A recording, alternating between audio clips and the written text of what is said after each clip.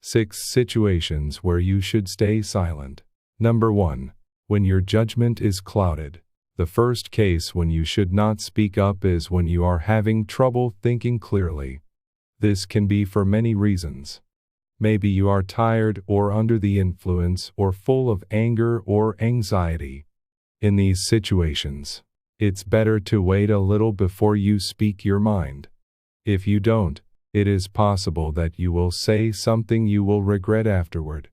If you give your ideas time to mature and still think the same way, you can talk about it later, but not when you are compromised emotionally or in other ways.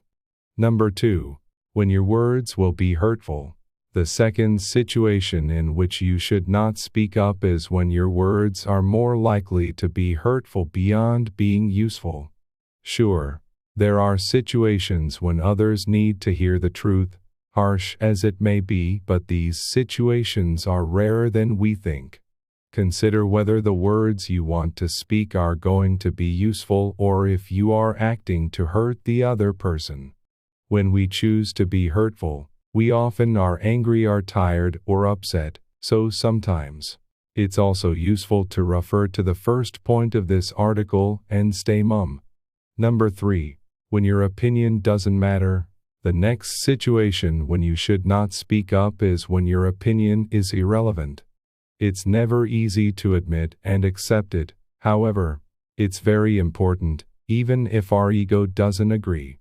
When you don't know enough about a situation or other people are experts, or when your opinion has no impact on others, it's often better to stay silent, just because it's the wisest thing to do.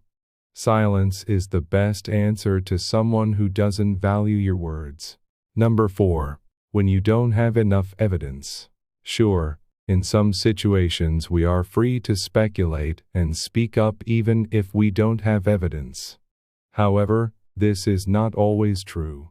When we are talking about something that will likely have a big impact on another person, for instance, on their physical and mental well-being, we should not offer information that is not certain. Hearsay might be fine in some contexts, but if our hearsay can sway a big decision, it's best not to speak. Say, for instance, that a person is considering whether to use a medication that might help them. It's best not to bring up a rumor about a friend of a friend who used that medication and had side effects unless you are certain it's a fact and not a rumor. Number 5. When asked not to speak. If recognizing that your opinion is not relevant is hard for the ego, being asked to stay silent is even harder. You might be asked to take a backseat in some situations, for instance, in some work contexts or in other circumstances, and that can make us want to speak up. However, it's best to restrain that impulse and instead reflect. Why are we being asked to stay silent?